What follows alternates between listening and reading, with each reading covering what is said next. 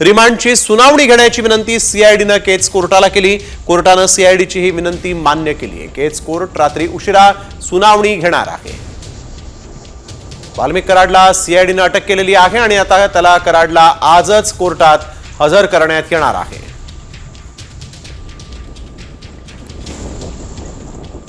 तर आज सीआयडीनं विनंती केलेली होती केज कोर्टाला आणि ती विनंती मान्य करण्यात आलेली आहे आणि आता सीआयडी वाल्मिक कराडला घेऊन केजच्या दिशेनं रवाना झालेली आहे। वाल्मिक कराड आता सीआयडीनं त्याला अटक केलेली आहे। आज सकाळीच त्यानं सरेंडर केलं होतं। याआधी त्यानं एक व्हिडिओ देखील बनवला होता आणि त्यानंतर आता त्याला केज कोर्टाकडे घेऊन सीआयडीची टीम निघालेली आहे। आज सकाळी सुमारे 12:30च्या दरम्यान केज पोलीस स्टेशन बीड जिल्ह्यातलं त्याच्यातलं CR नंबर 638/2024 या गुन्ह्यामधला फरार आरोपी वाल्मिक कराड हा स्वतःहून CID मुख्यालय येथे हजर झालेला आहे। त्याला CID पुणे यांनी ताब्यात घेतलेला आहे। जुजबी त्याची थोडीफार चौकशी करून तदनंतर त्याला आम्ही आमच्या टीमसह तपासी अंमलदार जे आहेत आमचे बीड CID पथकाचे अनिल गुजर यांच्या ताब्यात देण्याकरता त्यांना रवाना केलेला आहे। तर वाल्मिक कराड सीआयडीला शरण आल्यानंतर त्याला सीआयडीनं प्रश्न विचारलेले आहेत। 11 दिवस कुठे होता, सरपंच देशमुख हत्या प्रकरणात काय संबंध आहे, असे अनेक सवाल कराडला विचारण्यात आलेले आहेत। वाल्मिक कराड याला सीआयडीनं 4 प्रश्न केलेले आहेत। 11 दिवस नेमका तो कुठे होता असा पहिला प्रश्न सीआयडीनं केलेला आहे। काय सवाल नेमके सीआयडीनं त्याला केलेले आहेत पाहूयात। वाल्मिक कराड आज सीआयडी पुढे शरण आलेला आहे। 22 दिवस कुठे होता हा प्रश्न सीआयडीने त्याला उपस्थित केला आहे। खंडणीचं प्रकरण नेमकं काय आहे, सरपंच देशमुख हत्या प्रकरणात काय संबंध आहे असा सवाल वाल्मिक कराडला करण्यात आलेला आहे आणि या दरम्यान कुणाशी संपर्कात होता असा देखील महत्त्वाचा प्रश्न सीआयडीने वाल्मिक कराडला उपस्थित केलेला आहे। तर सीआयडी ऑफिसमध्ये येऊन सरेंडर करण्याआधी वाल्मिक कराडनं स्वतःचा एक व्हिडिओही शेअर केला आणि आपण दोषी नाही असं त्यानं म्हटलेलं आहे। या व्हिडिओमध्ये त्यानं आपण दोषी नाही असा दावा केला आहे आणि त्यानंतर वाल्मिक कराडनं सीआयडी कार्यालयात येऊन स्वतः शरणागती पत्करली आहे। मी वाल्मिक कराड केज पोलीस स्टेशनला खोटी खंडणीची फिर्याद दाखल झालेली आहे। मला अटकपूर्वचा अधिकार असताना मी CID ऑफिस पुणे पाषाण रोड इथे सिलेंडर होत आहे। संतोष भैया देशमुखांचे जे कोणी मारेकरी असतील त्यांना अटक करावी व त्यांना फाशीची शिक्षा द्यावी। राजकीय दोषापोटी माझं नाव त्याच्याशी जोडलं जात आहे। पोलीस तपासात जे निष्कर्ष निघणार मी जर दोषी दिसलो तर न्यायदेवतांनी मला जे शिक्षा देईल ती मी भोगायला तयार आहे। तर हा व्हिडिओ शेअर केल्यानंतर लगेचच वाल्मिक कराडनं पुणे CID ऑफिसमध्ये येऊन आत्मसमर्पण केलेलं आहे आणि वाल्मिक कराड हा पुणे CID कार्यालयामध्ये शरण येण्यापूर्वी नेमकं काय घडलं ते देखील आपण पाहूयात। सकाळी 7 वाजता पुण्यातील CID ऑफिस बाहेर वाल्मिक कराडचे कार्यकर्ते एकत्रित आले होते। सकाळी 9 वाजता CID ऑफिस बाहेर माध्यम प्रतिनिधी आणि पोलिसांचा मोठा बंदोबस्त होता। सकाळी 10 वाजता CID ऑफिसच्या बाहेर पुणे पोलिसांकडून सुरक्षेचा आढावा घेण्यासाठी तिथं पोलीस दाखल झाले। सकाळी 11 वाजता वाल्मिक कराड CID कार्यालयात दाखल होणार अशी माहिती समोर आली। 12 वाजता दुपारी पुणे CID कडे सरेंडर करणार असल्याचं स्वतः वाल्मिक कराडनं एक व्हिडिओ शेअर करून सांगितलं। 12:15 वाजता एका स्कॉर्पिओ गाडीतून चेहरा लपवत वाल्मिक कराड CID ऑफिसमध्ये पोहोचला। दुपारी 1 वाजता CIDचे अतिरिक्त पोलीस महासंचालक प्रशांत बुर्डे यांच्याकडून वाल्मिकची चौकशी झाली। तर वाल्मिक कराड हा शरण येण्यासाठी म्हणून शिवलिंग मोराळेंच्या गाडीतून आला होता। शिवलिंग मोराळे हा धनंजय मुंडेंचा कार्यकर्ता असल्याची माहिती मिळते। MH23BG2231 ही कार शिवलिंग मोराळेंची असून वाल्मिक कराडशी त्याचे चांगले संबंध आहेत।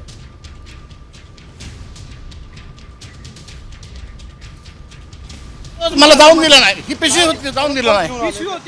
पिशवी आहे ती पिशवीच आहे, होते कुठं माझ्याकडेच होती, मला जाऊन दिलं नाही मध्ये।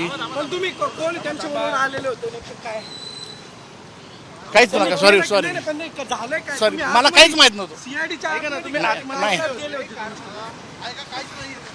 मला काहीच माहित नाही, प्लीज मला काय माहित नाही। घेऊन तुम्ही आतमध्ये गेले होते पण तपासली आणि बाहेर वापस पण आतमध्ये नाही, मला काहीच माहित नाही। मला जाऊन दिलं नाही आतमध्ये।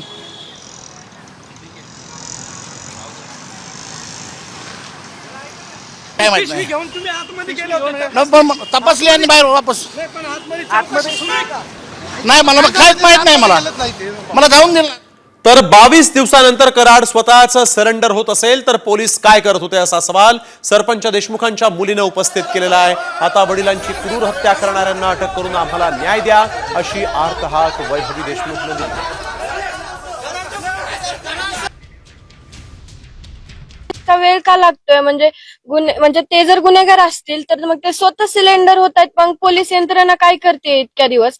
आणि जर आरोपी आहेत त्यांना जर वेळ लागत असेल इतका पकडण्यासाठी तर आम्ही न्यायाची अपेक्षा कधी करायची? आम्हाला न्याय कधी मिळणार? माझी एकच मागणी आहे की सीडीआर नुसार जे आरोपी म्हणजे समजा नाव कोणाचे बी असतील किंवा कोणी असेल ज्यांनी माझ्या वडिलांची क्रूर हत्या केली आहे ते सीडीआर नुसार आज जे 3 आरोपी फरार आहेत त्यांना पण लवकरात लवकर अटक झाली पाहिजे आणि सीडीआर नुसार जे आणखी आरोपी निघतील त्यांना पण तुम्ही लवकरात लवकर अटक करा आणि पुढील तुमची कारवाई आहे ती चालू करा आणि लवकरात लवकर माझ्या वडिलांना आम्हाला न्याय मिळवून द्या एवढीच अपेक्षा करते.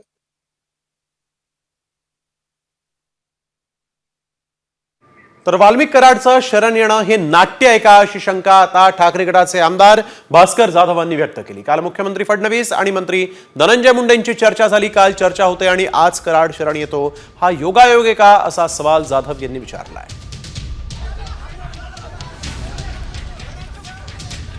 वाल्मिक कराडना शोधण्याकरता म्हणून पोलिसांनी वेगवेगळी पथकं तयार केली, राज्यकर्त्यांनी मोठी आव्हानं केली आणि पुण्यामध्ये तो स्वतः वाल्मिक कराड शरण येतो, सरेंडर होतो, पण पोलिसांच्या हाताला लागत नाही किंवा आजच तो शरण झाला याच्यावर सुद्धा शंका उत्पन्न व्हायला अशी जागा आहे की काल राज्याचे मुख्यमंत्री देवेंद्रजी फडणवीस आणि मंत्री धनंजय मुंडे हे सह्याद्री अतिथीगृहावर दीर्घकाळ चर्चा करत होते. आता काल त्यांनी चर्चा करावी आणि आज वाल्मिक कराड त्या ठिकाणी शरण यावा, सरेंडर व्हावा, हा योगायोग म्हणावा का पोलिसांच्या हाताला न लागता तो स्वतःच पोलीस स्टेशनला जावा, हे सगळं घडवलेलं नाट्य आहे का अशी महाराष्ट्राच्या मनामध्ये शंका यायला जागा आहे.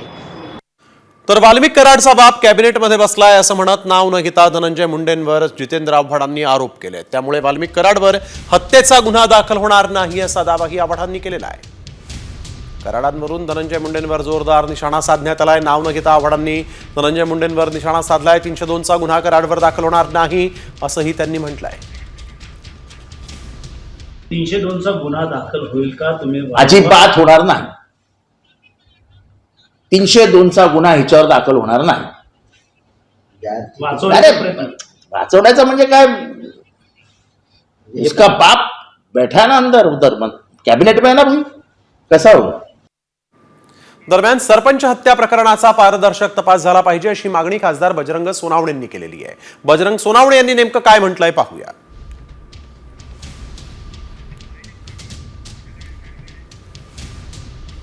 ते अटक झाले तर चांगलं काम झालं, पण पोलीस यंत्रणेला माझी विनंती आहे की अटक कुठल्या गुन्ह्यात झाले आणि त्यांना आता कुठल्या गुन्ह्यात कसं त्या तपासामध्ये जे काही सगळं आहे त्याच्यामध्ये त्यांना मर्डर केसमध्ये त्यांचा संबंध असेल तर त्यांना अटक झाली पाहिजे. पारदर्शक तपास करणं हा CIDकडे तपास असल्यामुळे CIDचं काम आहे.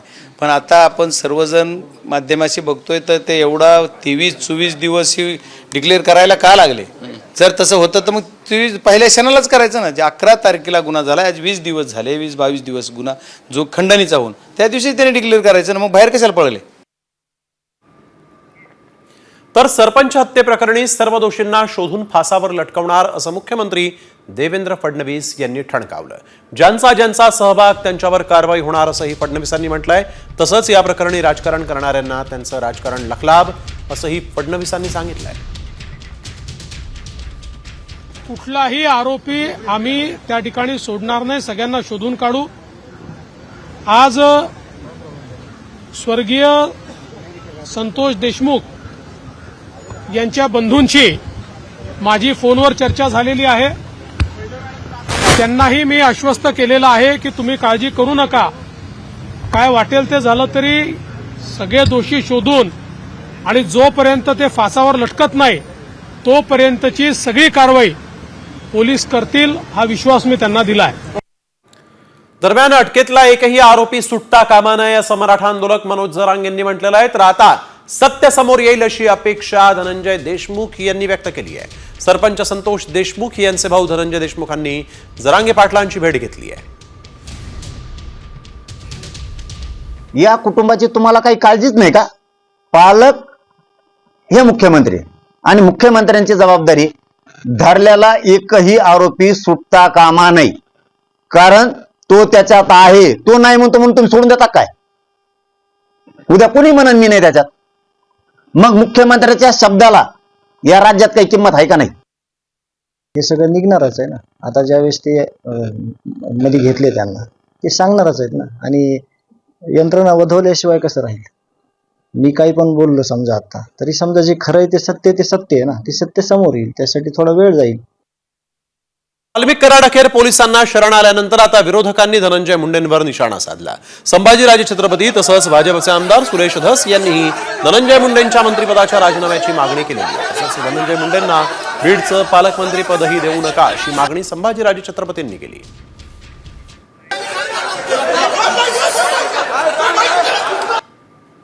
माजी मुख्यमंत्रींना परत एक विनंती आहे की त्यांना कुठल्याही परिस्थितीत तुम्ही जर पुढचं पालकमंत्री दिलं, खरं म्हणजे त्यांना त्या पदावरच कमी करायला पाहिजे. त्याशिवाय न्याय मिळू शकणार नाही या सगळ्या बीडच्या लोकांना, किंबहुना महाराष्ट्राला न्याय मिळू शकणार नाही. हे संघटित गुन्हे जे पद्धतीच्या चालू आहेत हे कुठे थांबवायचं असेल तर त्या मंत्र्यांना सुद्धा, धनंजय मुंडेंना सुद्धा मंत्रिपदावरनं खाली खेचणं आणि पालकमंत्री तर मुळीच न देणं, या दृष्टिकोनातून तुम्ही सुद्धा भाष्य करणं गरजेचं आहे. आकाचे आकांवरती मी बोललेलो नाही, त्यांच्या पक्षाचे मंत्री बोललेले आहेत. माझं म्हणणं एकच आहे, आकाचे आकांना किमान हे इन्व्हेस्टिगेशन होईपर्यंत आणि हे चार्जशीट दाखल होईपर्यंत आकाचे आकांना बिन खात्याचं मंत्री करावं अशी त्यांच्याच पक्षाचे आमदार प्रकाश सोळंके यांची मागणी आहे. तर धनंजय मुंडेंनी नैतिकतेच्या आधारावर मंत्रिपदाचा राजीनामा द्यावा अशी मागणी आमदार संदीप क्षीरसागर यांनी केलेली आहे. संदीप क्षीरसागर यांनी नेमकं काय म्हटलेलं आहे पाहूया. हे सगळा प्रकार जो आहे तो जोपर्यंत सॉल्व्ह होत नाही तोपर्यंत धनंजय मुंडे यांनी राजीनामा द्यावे ही मागणी देखील केली होती, ती कायम आहे.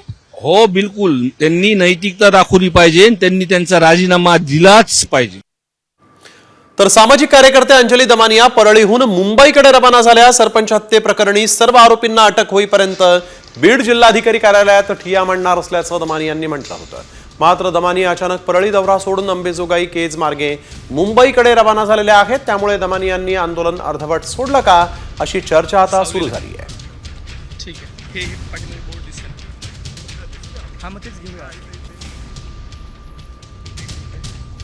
प्राजक्ता माळीबाबत केलेल्या विधानाबद्दल सुरेश धस यांनी काल माफी मागितली होती आणि यावर आता अभिनेत्री प्राजक्ता माळीनं सुरेश धस यांचे आभार मानलेत.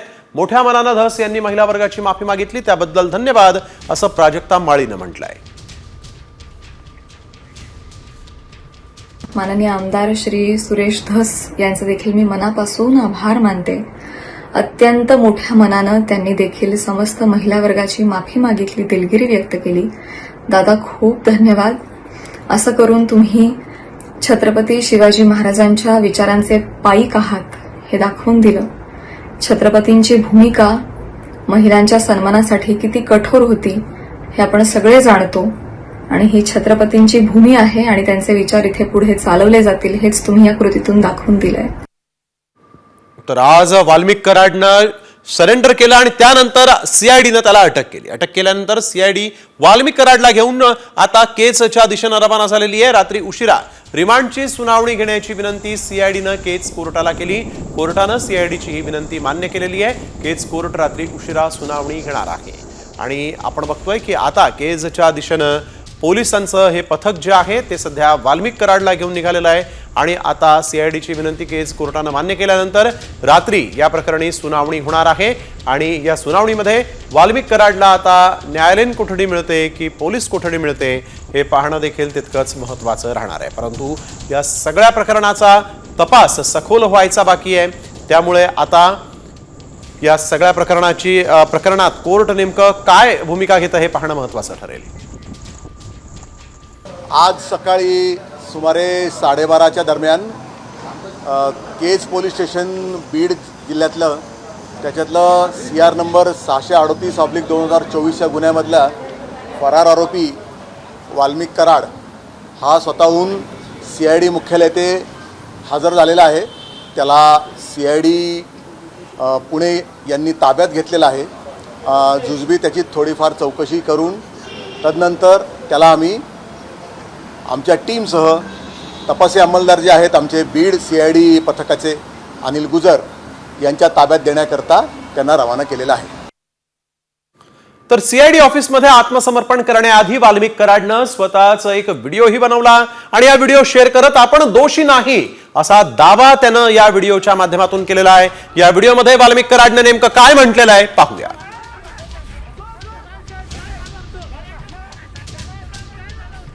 मी वाल्मिक कराड केज पोलीस स्टेशनला खोटी खंडणीची फिर्याद दाखल झालेली आहे.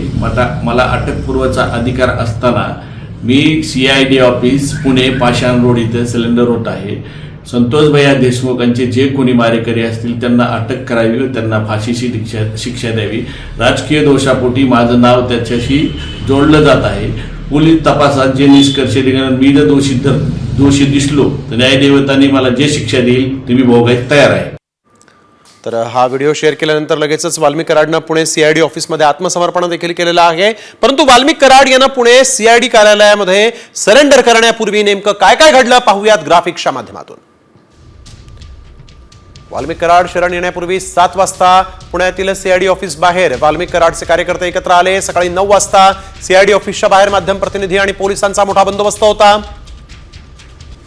सकाळी 10 वाजता CID ऑफिसच्या बाहेर पुणे पोलिसांकडून सुरक्षेचा आढावा घेण्यासाठी इथं पोलीस दाखल झाले होते. सकाळी 11 वाजता वाल्मिक कराड CID कार्यालयामध्ये दाखल होणार अशी माहिती समोर आली.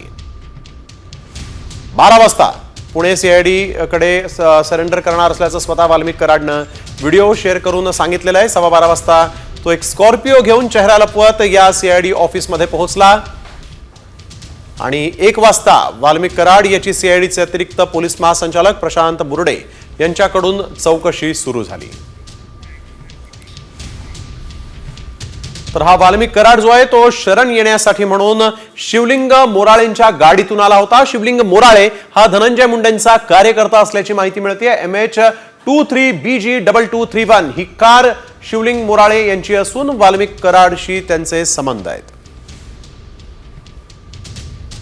त्यामुळे आता हा शिवलिंग मोराळे याच्या गाडीतून वाल्मिक नेमका कसा आला, शिवलिंग मोराळे याच्यासोबत वाल्मिक किती दिवसापासून संपर्कात होता, असे अनेक प्रश्न उपस्थित झालेले आहेत. शिवलिंग मोराळेनं आरोपी वाल्मिकला लपवून ठेवण्यामध्ये मदत केली का, त्याची गाडी नेमकी वाल्मिककडे कशी गेली, हा प्रश्न आता उपस्थित झालेला आहे. मी गेलो मला जाऊन दिलं नाही. ही पिशवी होती जाऊन दिलं नाही. पिशवी आहे ती पिशवीच आहे. होते कुठं माझ्याकडेच होती मला जाऊन दिलं नाही मध्ये. पण तुम्ही कोण त्यांच्याबरोबर आलेले होते काय काहीच नका. सॉरी झालंय काय सॉरी मला काहीच माहित नव्हतं. CIDच्या नाही मला काहीच माहित नाही हो. प्लीज मला काय माहित नाही. घेऊन तुम्ही आतमध्ये गेले होते तपासले आणि बाहेर वापस. पण आतमध्ये सुरू आहे का? नाही मला काहीच माहित नाही. मला जाऊन दिलं नाही आतमध्ये.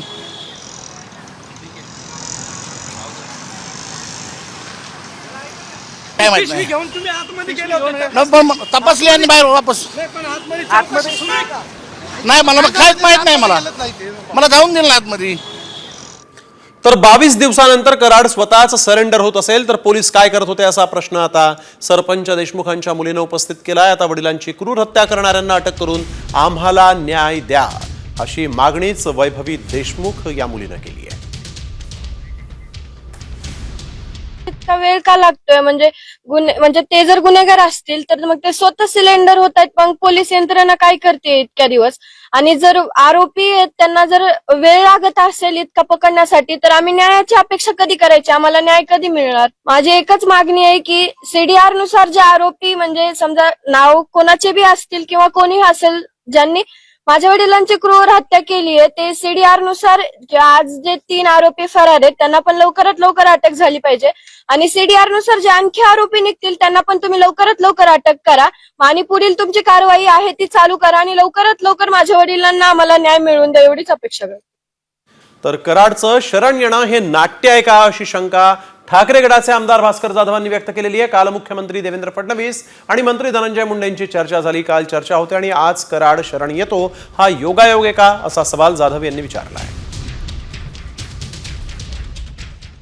वाल्मिक कराडना शोधण्याकरता म्हणून पोलिसांनी वेगवेगळी पथकं तयार केली, राज्यकर्त्यांनी मोठी आव्हानं केली आणि पुण्यामध्ये तो स्वतः वाल्मिक कराड शरण येतो, सरेंडर होतो, पण पोलिसांच्या हाताला लागत नाही किंवा आजच तो शरण झाला याच्यावर सुद्धा शंका उत्पन्न व्हायला अशी जागा आहे की काल राज्याचे मुख्यमंत्री देवेंद्रजी फडणवीस आणि मंत्री धनंजय मुंडे हे सह्याद्री अतिथीगृहावर दीर्घकाळ चर्चा करत होते. आता काल त्यांनी चर्चा करावी आणि आज वाल्मिक कराड त्या ठिकाणी शरण यावा, सरेंडर व्हावा, हा योगायोग म्हणावा का पोलिसांच्या हाताला न लागता तो स्वतःच पोलीस स्टेशनला जावा, हे सगळं घडवलेलं नाट्य आहे का, अशी महाराष्ट्राच्या मनामध्ये शंका यायला जागा आहे. तर वाल्मिक कराडचा बाप कॅबिनेटमध्ये बसलाय असं म्हणत नाव न घेता धनंजय मुंडेंवर जितेंद्र आव्हाडांनी आरोप केले. त्यामुळे वाल्मिक कराडवर हत्येचा गुन्हा दाखल होणार नाही असा दावा आव्हाड यांनी केला आहे. तुमचा गुन्हा दाखल होईल का? तुम्ही अजिबात होणार नाही. 302चा गुन्हा ह्याच्यावर दाखल होणार नाही. वाचवण्याचा म्हणजे काय, इसका बाप बैठा ना अंदर उधर कैबिनेट में ना भाई, कसा होगा. दरम्यान सरपंच हत्या प्रकरणाचा पारदर्शक तपास झाला पाहिजे अशी मागणी खासदार बजरंग सोनावणे यांनी केलेली आहे. बजरंग सोनावणेंनी नेमकं काय म्हटलंय पाहूया. तर चांगलं काम झालं, पण पोलीस यंत्रणेला माझी विनंती आहे की अटक कुठल्या गुन्ह्यात झाले आणि त्यांना आता कुठल्या गुन्ह्यात कसं त्या तपासामध्ये जे काही सगळं आहे त्याच्यामध्ये त्यांना मर्डर केसमध्ये त्यांचा संबंध असेल तर त्यांना अटक झाली पाहिजे. पारदर्शक तपास करणं हा CIDकडे तपास असल्यामुळे CIDचं काम आहे. पण आता आपण सर्वजण माध्यमाशी बघतोय तर ते एवढा 23-24 दिवस डिक्लेअर करायला का लागले. जर तसं होतं तर मग 23 पहिल्या क्षणालाच करायचं ना. जे 11 तारखेला गुन्हा झाला, आज 20 दिवस झाले, 20-22 दिवस गुन्हा जो खंडणीचा होऊन त्या दिवशी त्याने डिक्लेअर करायचं ना, मग बाहेर कशाला पळले. तर सरपंच हत्येप्रकरणी सर्व दोषींना शोधून फासावर लटकवणार असं मुख्यमंत्री फडणवीसांनी ठणकावलेलं आहे. ज्यांचा ज्यांचा सहभाग त्यांच्यावर कारवाई होईल असंही फडणवीसांनी म्हटलं आहे. तसंच या प्रकरणी राजकारण करणाऱ्यांना त्यांचं राजकारण लखलाभ असंही फडणवीस म्हणाले. कुठलाही आरोपी आम्ही त्या ठिकाणी सोडणार नाही, सगळ्यांना शोधून काढू. आज स्वर्गीय संतोष देशमुख यांच्या बंधूंची माझी फोनवर चर्चा झालेली आहे. त्यांनाही मी आश्वस्त केलेलं आहे की तुम्ही काळजी करू नका, काय वाटेल ते झालं तरी सगळे दोषी शोधून आणि जोपर्यंत ते फासावर लटकत नाही तोपर्यंतची सगळी कारवाई पोलीस करतील, हा विश्वास मी त्यांना दिला आहे. दरम्यान अटकेतील एकही आरोपी सुटता कामा नये असं मराठा आंदोलक मनोज जरांगे पाटलांनी म्हटलंय. तर आता सत्य समोर येईल अशी अपेक्षा आहे असं धनंजय देशमुख यांनी म्हटलेलं आहे. सरपंच संतोष देशमुख यांचे भाऊ धनंजय देशमुखांनी आज मराठा आंदोलक मनोज जरांगे यांची भेट घेतली, त्यावेळेस ते बोलत होते. या कुटुंबाची तुम्हाला काही काळजीच नाही का? पालक हे मुख्यमंत्री आणि मुख्यमंत्र्यांची जबाबदारी, धरलेला एकही आरोपी सुटता कामा नाही. कारण तो त्याच्यात आहे, तो नाही म्हणतो म्हणून तुम्ही सोडून देता काय? उद्या कोणी म्हणन मी नाही त्याच्यात, मग मुख्यमंत्र्याच्या शब्दाला या राज्यात काही किंमत आहे का नाही? हे सगळं निघणारच आहे ना. आता ज्यावेळेस ते मध्ये घेतले त्यांना ते सांगणारच आहेत ना. आणि यंत्रणा वधवल्याशिवाय कसं राहील?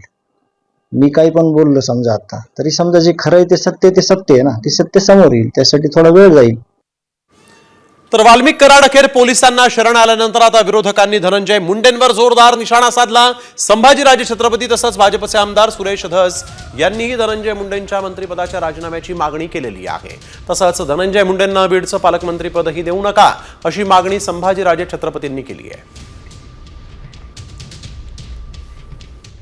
माजी मुख्यमंत्रींना परत एक विनंती आहे की त्यांना कुठल्याही परिस्थितीत तुम्ही जर पुढचं पालकमंत्री दिलं, खरं म्हणजे त्यांना त्या पदावरच कमी करायला पाहिजे. त्याशिवाय न्याय मिळू शकणार नाही या सगळ्या बीडच्या लोकांना, किंबहुना महाराष्ट्राला न्याय मिळू शकणार नाही. हे संघटित गुन्हे जे पद्धतीने चालू आहेत हे कुठे थांबवायचं असेल तर त्या मंत्र्यांना सुद्धा, धनंजय मुंडेंना सुद्धा मंत्रिपदावरनं खाली खेचणं आणि पालकमंत्री तर मुळीच न देणं, या दृष्टिकोनातून तुम्ही सुद्धा भाष्य करणं गरजेचं आहे. आकाच्या आकांवरती मी बोललेलो नाही, त्यांच्या पक्षाचे मंत्री बोललेले आहेत. माझं म्हणणं एकच आहे, आकाच्या आकांना किमान हे इन्व्हेस्टिगेशन होईपर्यंत आणि हे चार्जशीट दाखल होईपर्यंत आकाचे आकांना बिन खात्याचं मंत्री करावं अशी त्यांच्याच पक्षाचे आमदार प्रकाश सोळंके यांची मागणी आहे. तर धनंजय मुंडेंनीच नैतिकतेच्या आधारावर मंत्रिपदाचा राजीनामा द्यावा अशी मागणी आमदार संदीप क्षीरसागर यांनी केलेली आहे. संदीप क्षीरसागर यांनी नेमकं काय म्हटलंय पाहूया. हे सगळा प्रकार जो आहे तो जोपर्यंत सॉल्व्ह होत नाही तोपर्यंत धनंजय मुंडे यांनी राजीनामा द्यावे ही मागणी देखील केली होती, ती कायम आहे. हो बिलकुल, त्यांनी नैतिकता दाखवली पाहिजे, त्यांनी त्यांचा राजीनामा दिलाच पाहिजे. तर सामाजिक कार्यकर्त्या अंजली दमानिया या परळीहून मुंबईच्या दिशेनं रवाना झालेल्या आहेत. सरपंच हत्येप्रकरणी सर्व आरोपींना अटक होईपर्यंत बीड जिल्हाधिकारी कार्यालयात ठिय्या मांडणार असल्याचं दमानिया यांनी आधी म्हटलं होतं. मात्र दमानिया अचानक परळीचा दौरा सोडून अंबाजोगाई केज मार्गे मुंबईच्या दिशेनं रवाना झाल्या. त्यामुळे दमानियांनी आंदोलन अर्धवट सोडलं का अशी चर्चा आता सुरू झाली आहे.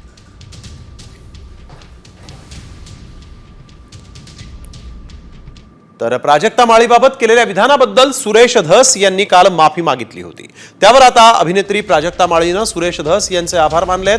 मोठ्या मनानं धस यांनी महिला वर्गाची माफी मागितली, त्याबद्दल धन्यवाद असं प्राजक्ता माळीनं म्हटलंय. माननीय आमदार श्री सुरेश धस यांचे देखील मी मनापासून आभार मानते. अत्यंत मोठ्या मनानं त्यांनी देखील समस्त महिला वर्गाची माफी मागितली, दिलगिरी व्यक्त केली. दादा खूप धन्यवाद. असं करून तुम्ही छत्रपती शिवाजी महाराजांच्या विचारांचे पाईक आहात हे दाखवून दिलं.